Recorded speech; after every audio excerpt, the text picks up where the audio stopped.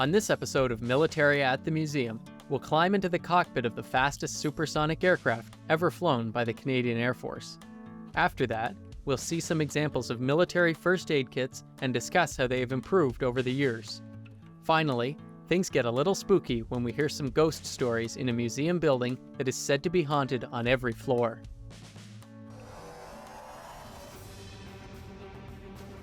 Beyond museum exhibits lies a hidden realm of archived artifacts that hold the keys to unlocking intriguing stories from the past. Come along as I meet with experts at the Army, Naval, and Aviation museums, where I've been granted special access to pull back the curtains and reveal the secrets of their Militaria.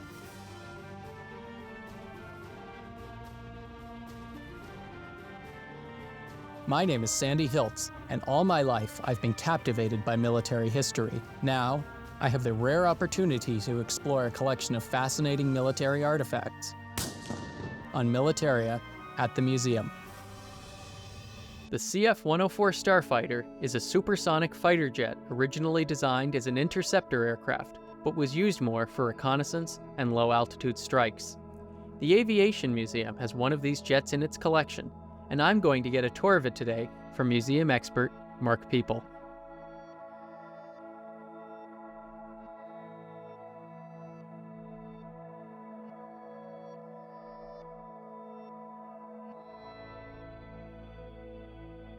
Mark, how did the museum come to acquire this? Through the good service of the RCF and through Canada and Montreal that built this particular aircraft in the late 60s. And this is the most complete CF-104 Starfighter in any museum across Canada. It's got every equipment, including the cannons, and also the cockpit is complete. And you'll see it's a fine example of that. The CF-104 Starfighter was used by the RCF extensively from the mid-60s right through to the early 80s. They were there as a deterrent as part of NATO's contribution. So this is very much, if not exactly the way it would have been when it was flying. I wouldn't say it's flight worthy, but it's pretty close to it because all the systems are all here and they're all in place and they're ready to go. What was the main genesis of the building of the Starfighter? Starfighter is often been described as a manned missile, and you can see the shape of it is very much designed for high altitude intercepting. It was part of Canada's nuclear strike capability in the late 60s. And the acquisition of the Starfighter came about because of the cancellation of the CF-105 Avro program. So the Avro was canceled in '59, and then Canada had to find some sort of new aircraft and ended up choosing the CF-101 Voodoo and the CF-104 Starfighter, which was mainly used in North America and also in the European as part of a NATO contingency. We had a number of squadrons based in Germany with the Starfighters. Right, so did this represent vast improvements over the era, or? They were both interceptors, but this provided also a nuclear strike capability that has been often overlooked in the history books, but effectively they could use these to launch nuclear strikes in Europe. So Mark, what really would have set this aircraft apart from others at the time? I think in 1959, it was a radical departure for designing speed. This looks fast, it is fast, and it was really designed to fill the big gap within Canada's Air Force in that early 60s to provide that sort of transition away from the Sabre to something faster and more powerful. It's the most sort of striking feature of the plane, and you can tell that it's really been built for aerodynamics to be first. You know, was it really that dangerous to fly? Single seat, fast jets, there's always an element of danger involved in that process. Flying low level with it, your element of danger certainly increases very quickly. So if you're doing low level stuff in this, yeah, you're gonna have accidents. Right. So Mark, I'd really love to get up and in this plane. Do you think that's possible? Yes, I absolutely will get you inside it, and you can see what it'd be like to be a Starfighter pilot in the RCF. It's such a complete example that it'd be great to look in and actually see what's actually in that cockpit. Oh, great, I can't wait.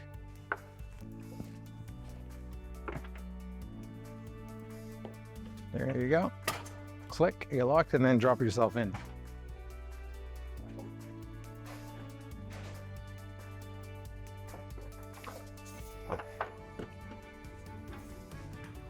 So you're all snugly inside the cockpit, and you're presented with an instrument cluster that will provide you with fuel, which again is very important in this aircraft because it would go through a lot of fuel. And also you've got your engine management as well as radar and missile systems and weapon systems, everything else. It certainly is, compared to some of the other aircrafts we've looked at, it certainly is a lot more snug. In the original design of the Starfighter, the ejector seat actually went downward. With the ejector seat, there's been technology changes as well as everything else. Ability to get out of an aircraft with that particular seat than you had in other examples. Mark, what would it have been like flying at top speed in this aircraft? Very fast, and things were becoming very quickly. So you'd have to know where you're going, you'd have to point in the right direction, and off you go. You've also got a cannon on your left side, so you could be able to shoot at things and defend yourself with it. So everything's going to be fast and furious with this. Right, and that's considerably more dangerous, isn't it, flying at those lower altitudes in a plane like this? At one point, they were looking at strapping nuclear weapons on this particular aircraft and flying it in a sort of a profile of basically pointing towards the enemy, shooting up to altitude and releasing the ordnance to fly off it and to project to the target. So Mark, would the Starfighter have seen much action in these NATO missions that it was flying? Again, it was deterrent and they were fulfilling a specific mission, and there's never really been any operational use of them throughout the time of service. So the very fact that they didn't see action sort of speaks to the fact that they worked and did their job. Well, that's right. I mean, it's a vital component of that Cold War where, tensions were rising high between the East and the West, and that was a part of a change of the reassessment of what Canada's role is. Pretty important piece of history. By the early 80s, it was tired and they were looking for new replacements to replace that aircraft. So a competition was held and the CF-18 Hornet was the winner. But now, 40 years later, we're now looking to replacement for the Hornet. So this is really a second generation jet, and it's an interesting comparison to see that the service life of even the Hornet has been over 40 years. When these planes sort of started to be phased out, was that the waning of the Cold War? Was that newer technology? What was it that brought that on? In the early 80s, there was actually another campaign to find a new fighter aircraft for Canada.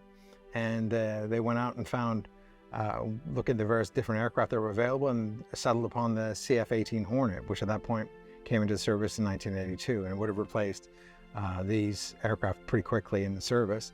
It's sort of interesting that it was used mainly as a deterrent rather than something that saw actual battle and so on. So, knowing that, what is the legacy of the plane? They were used briefly by the U.S. Air Force in Vietnam, but that's really the limited amount of combat that we used for it. So sometimes the threat of what the plane can do is just as useful as what it actually can. Absolutely, and not being able to use it in actual action was probably a good thing.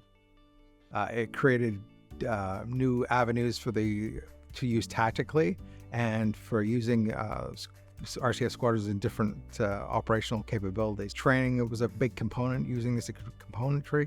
But again, it was a very fast aircraft and it introduced pilots to a very fast, capable weapons platform.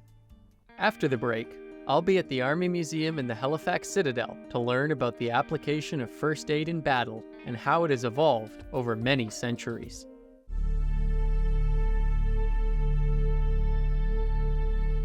I'm meeting with Gary Melville today at the Army Museum to see some examples of military first aid kits and supplies. First aid kits were an invention of the Johnson & Johnson Company and served to revolutionize military first aid and built upon the foundation of first aid training established by the Red Cross.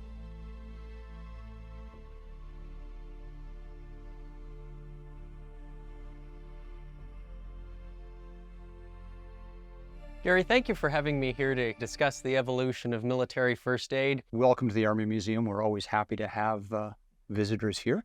I was wondering if you could take me back to the genesis of first aid on the battlefield. So the genesis of first aid can be traced back to the early Greek and Roman armies. First recorded was with the Greek army. There's shards of pottery that have pictures of Greek soldiers helping each other in the battlefield. The Roman army actually went one step further and assigned tasks to soldiers to assist wounded soldiers on the battlefield. The conservation of manpower, and obviously if you can save people's lives, they can recover, make it back onto the battlefield. In the 1900s, the First World War even, penicillin wasn't developed until the 1930s. Right, so speaking of the First World War, Gary, this example here dates from that time, does it not? Correct. So this is a medical first aid kit that attached to the battalion or was part of the aid station that would go forward and administer first aid. I'd love to take a look inside this, Gary, and see what they would have had during the First World Sure. War on the battlefield. It is not complete. It has what it has when we received it. And you have to figure that the consumables in here would have been used, and this was just lucky leftovers. Right. So we have 2 splints, and of course the splints would have been used to stabilize a broken bone of some sort, Right. and then wrapped. We have multiple examples of gauzes, and these were all small ones that would wrap around small injuries or Right. stabilize. And then we also have an example of a syringe in here. You can see the needle is still Right. there, and the ampule that would have probably morphine, because Right. morphine was around during the First World War. There would also have been more dressings in here, and you were injured.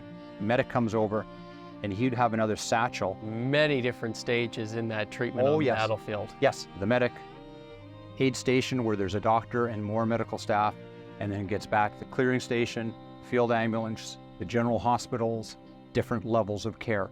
And obviously, you stop at the level of care or stabilize you here and Right. everything's good. You don't need to keep on going back. Okay, I'm just going to put these last bits away in here, and then we'll pull a surgical kit that would have been used to be performing surgery. Oh, excellent. So this is a general operating case, and in it are the surgeon's tools.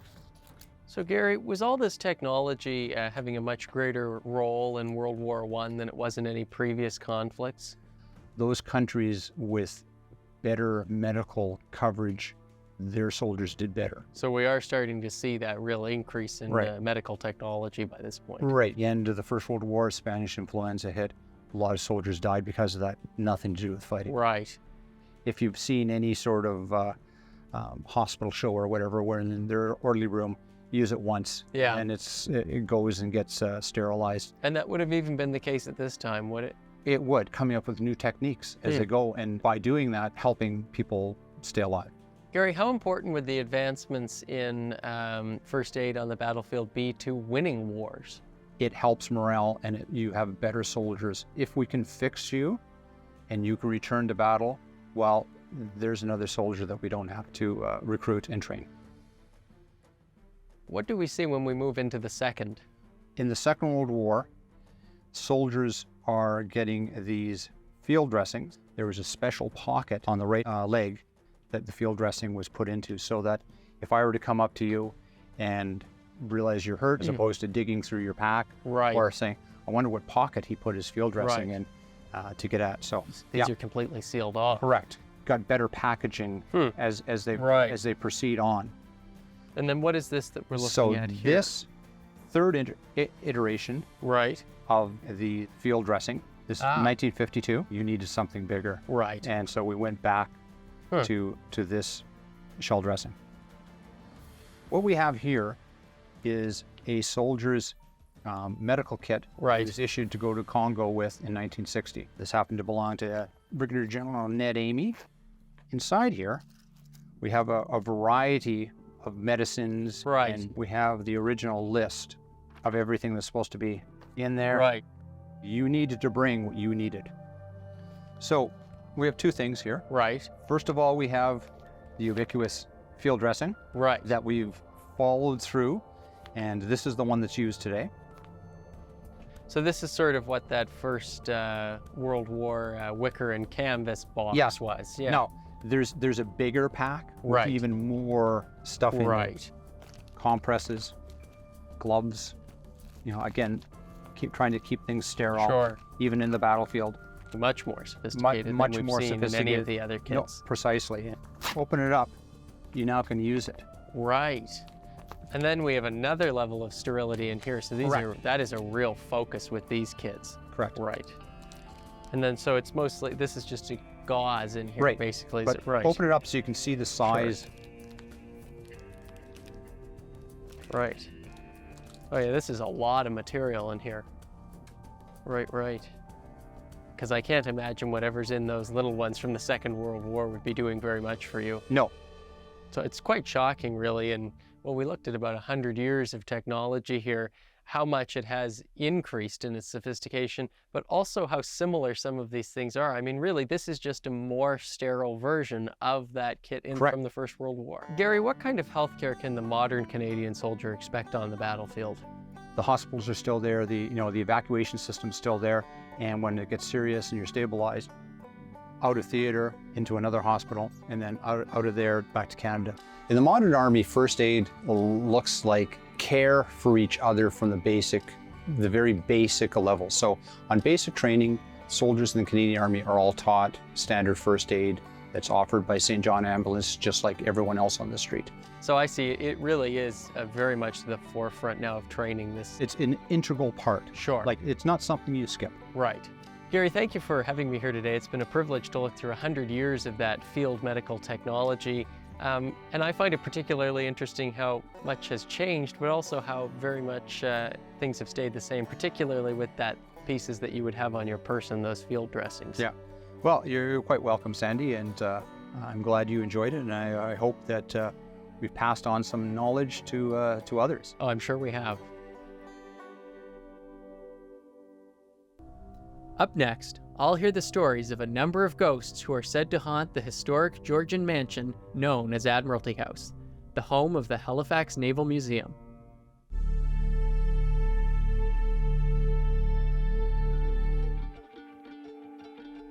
The Naval Museum is found in a building known as Admiralty House, where archivist Lisa McNiven is very familiar with its history. She is going to take me on a special tour while sharing some of the jarring stories of the ghosts that are believed to haunt the halls of the Georgian mansion. Maybe I'll even spot one.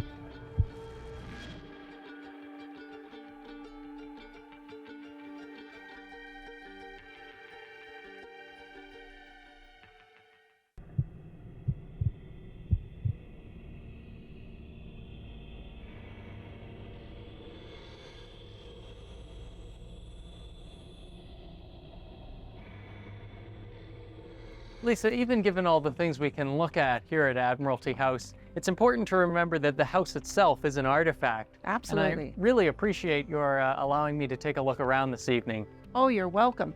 Admiralty House has over 200 years of history, so let's start at the very top of the house and work our way down. Oh, I'd love to. My goodness, Lisa, I can't imagine this is an often seen part of the house. No, this is a hidden gem. So the house was built from 1814 to 1819. It was home to 42 admirals of the North Atlantic. This was actually their summer residence, and they would spend their winters in Bermuda. It was also a reflection on the British Admiralty. This was a place of receiving for guests. It was a place for parties and ceremonies. So it was certainly a grand house. This would be considered the servants' residence. This is the attic, and behind us are the stairs leading up to the Widow's Walk. This was a wardroom from 1925 to 1952. So it was a very busy house. So it's gone through many iterations over its long lifetime. It has. It was actually a naval hospital just prior to the Halifax explosion. So this survived the explosion. It continued to serve both the public and the naval population. It was run by the doctors and nurses from Boston, funded by the Rockefeller Foundation, and it was to help the community recover after the explosion. And how did the house fare through the explosion? We're not terribly far from the site of it here. This would not be a good place to be sitting on December of 1917.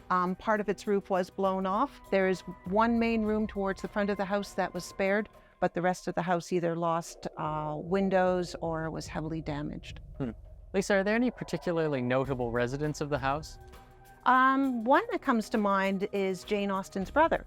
Right, and I'm sure that there have been many distinguished visitors over the years as well, including her late Majesty the Queen on a number of occasions. On a number of occasions she's been here, along with the Queen Mother. When reading about the history of Admiralty House, it's impossible to escape the stories of the haunting of it.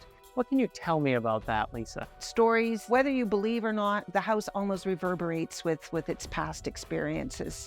We've had at least 3 victims die here during the Halifax explosion. Children had perished here over the winter from cholera. There's also a well-documented story of a housemaid dying tragically on the stairs of the house. So the house has had its fair share of tragedy. It has. From a historical context for the museum, we do know of dates and names and events that have happened here that we knew that the public wouldn't know. Patrons that have come through the museum have experienced different sensations. We've had paranormal investigators come through the house at various times and take readings. What they've told us, we can back up with our historical knowledge of what happens and what has happened in the house and events that have happened in the house. Lisa, I'd love to go and take a look at some of these places that you talk about the spirits as having been sensed. Sure, let's go take a look. We'll start with the Arctic room.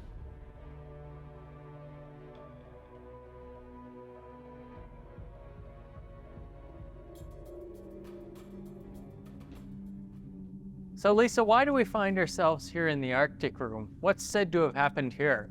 Well, the Arctic room has had the most recent amount of paranormal activity. Said that there was a gentleman in this room that felt trapped. He wasn't too sure where he was. He was confused as to his location. All the other meetings we've had with the paranormal experts, they have said that entities here are happy to be here. This is their home. But this was an exception to the rule, and they picked up an instance of confusion, and so they released the spirit or the entity so that he could be out of his torment.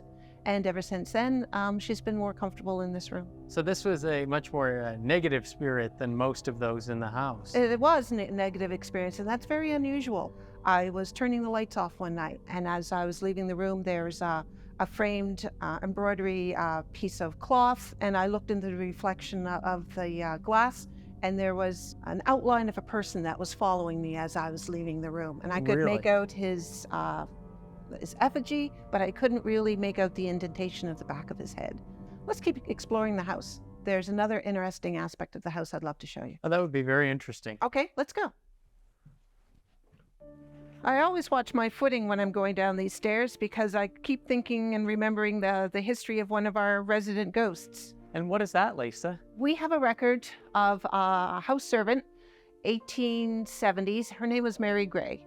And we were able to look through the death certificate and other related records to indicate that she had died while coming down late one night with a bucket of water or something that was here to service the lady of the house.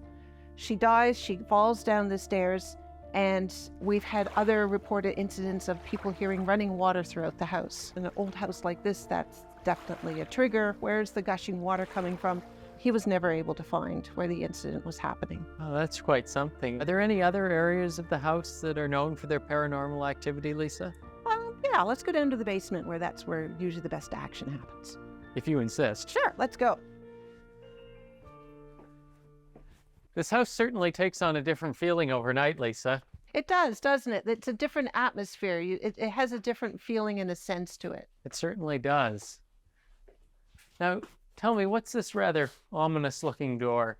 It would have been a delivery for rum and coal, but it also had a rather darker purpose, which was on at least 2 occasions. It was the entrance to a temporary morgue. So at least 12 souls were left here for about a week while they were waiting for burial. And there are stories of that leading to some haunting of the rooms, are there, Lisa? Always been activity down here, lights going off and on, different temperatures.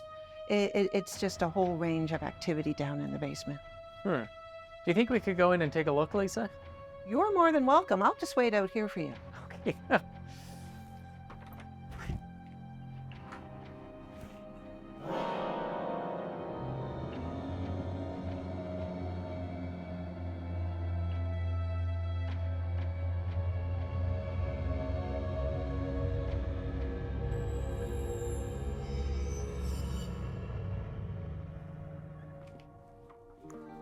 I have to say, Lisa, I don't particularly blame you for not wanting to come in there with me. It's pretty creepy. It is an experience, isn't it? It certainly is. Lisa, I have to thank you. It's been a great privilege today to be able to see these normally unexplored portions of the house and hear the stories behind them. Oh, you're more than welcome. And what better time to explore the house than at night? Absolutely. Having special access to go beyond museum exhibits reveals some of history's best kept secrets and most interesting stories. Thank you for joining me in this exploration of military artifacts on another episode of Militaria at the museum.